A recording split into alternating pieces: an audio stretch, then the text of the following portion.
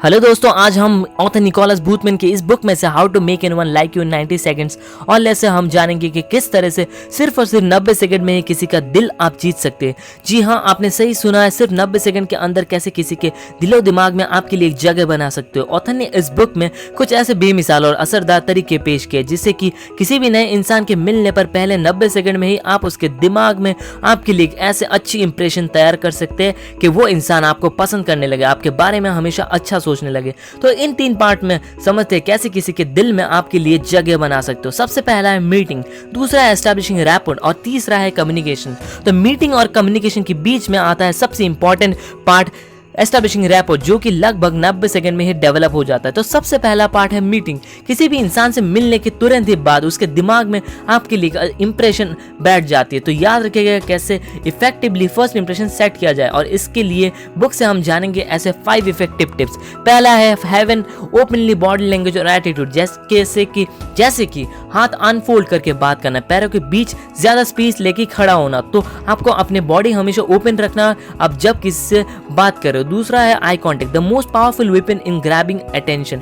जितना आप eye contact बनाकर बात करेंगे, याद रखिएगा आप उतना ही ज्यादा अपने आप को कॉन्फिडेंट, अट्रैक्टिव और इंटरेस्टेड साबित करेंगे। मगर याद रखिएगा कि ये आई कांटेक्ट कुछ ज्यादा ही ना हो जाए जिससे कि आप वियर्ड नजर आने लगो उस इंसान के सामने। नेक्स्ट है बीम, तो ध्यान रहे कि सामने वाले से पहले आपको एक हल्की फ्रेंडली स्माइल पास करनी है जिससे कि आप उसके माइंड में एक फ्रेंडली इंप्रेशन बना सके। स्माइल पास करने पर नजर आता है कि आप एक पॉजिटिव एटीट्यूड कैरी कर रहे हो। नेक्स्ट है ग्रीटिंग, कोई भी बात स्टार्ट करने से पहले अच्छे से ग्रीट करें। जितना अच्छे से आप ग्रीट करेंगे उतना ही अच्छे से सामने वाला भी ग्रीट करेगा और एक स्मूथ कॉन्वर्सेशन की शुरुआत होगी आप दोनों के बीच। नेक्स्ट है लीन, आप जब सामने वाले से बात कर रहे हो ज्यादा नहीं पर थोड़ा सा सामने वाले की तरफ झुक कर बात करें, जो कि आपको सामने वालों के बातों में इंटरेस्टेड दिखलाएगा। तो नेक्स्ट पार्ट है rapport, the most important part. हमें पता है कि human is an emotional creature, इंसान अपने दिमाग से ज्यादा दिल की सुनता है। तो रैपोर्ट एस्टेब्लिश करना मतलब सिंपली इमोशनल कनेक्शन को बिल्ड करना है जिससे कि लोग आपको और भी ज्यादा पसंद करने लगे।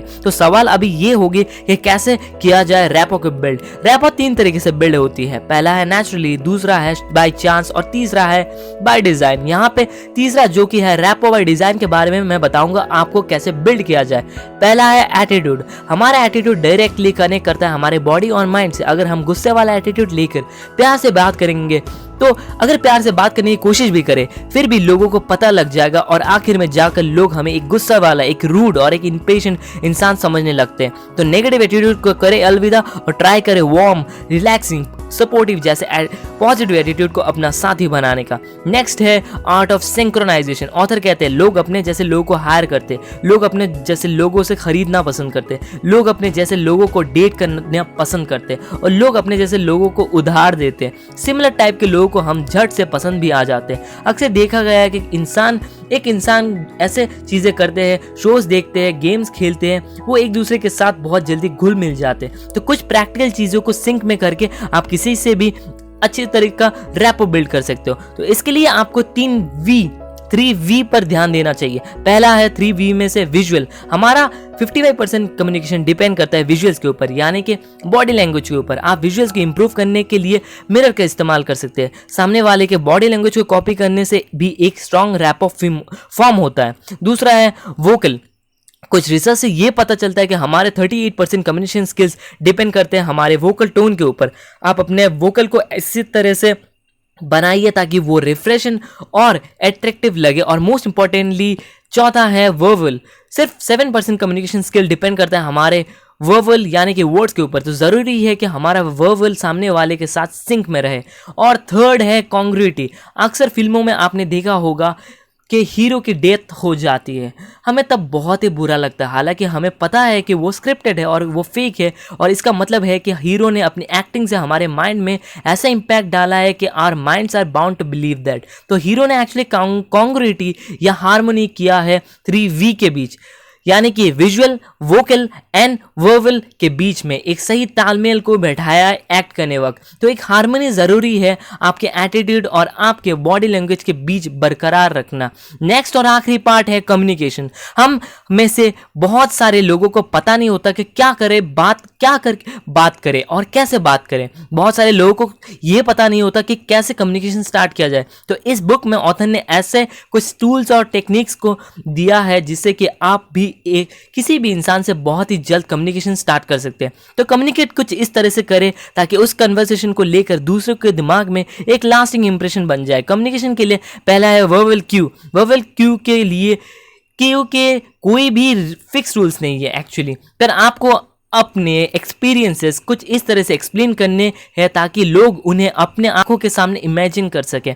उसके बाद आता है यूजिंग काइनेस्थेटिक वर्ड्स। काइनेस्थेटिक का मतलब है लर्निंग थ्रू फीलिंग्स। आपको कुछ ऐसे वर्ड्स एक्सप्लोर करने होंगे। Example, explore, go with the flow use करने हैं जो कि सामने वाले आदमी के इमोशन को सही से टैप कर सके और अच्छे तरीके से।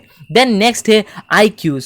एक बार NLP के ओरिजिनेटर्स ने ऑब्जर्व किया कि इंसान की आंखों का 6 वे स्विच मूवमेंट संभव है and each movement has a different sense. तो आपको आपके आंखों के मूवमेंट पर बहुत ही ज़्यादा ध्यान देना चाहिए। तो कम्युनिकेशन का बेसिक टेम्पलेट है open, eye, beam, high, lean. Open का मतलब keep a open body language, eye का मतलब मेक आई कॉन्टैक्ट, बीम का मतलब कीप ए फ्रेंडली स्माइल और हाई का मतलब ग्रीट एनीवन।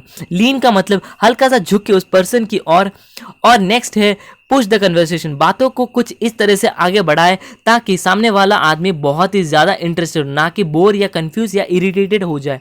इसके लिए ध्यान रखिए सिंक्रोनाइजेशन का। उन्हीं टॉपिक के ऊपर बात आगे बढ़ाइए जिन टॉपिक्स में सामने वाला इंटरेस्ट हो, ना ही नहीं तो पासा पलट सकता है और सामने वाले की आंखों में आप बेहद बोरिंग सेल्फ सेंटर्ड आदमी साबित हो सकते हैं। दोस्तों आज के लिए बस इतना था कि अगर आपको इस वीडियो से कुछ सीखने को मिला तो ज़रूर उस लाइक बटन को प्रेस करें और समरी एक्सप्रेस चैनल को भी सब्सक्राइब करें और हाँ बेल आइकन को भी प्रेस कर दे ताकि आप कोई भी नए वीडियो मिस ना करो। नीचे में इस बुक को लिंक को डाल दूंगा। मिलते हैं आप सबके साथ अगले वीडियो में। Till then love you all, take care and thanks a lot for watching.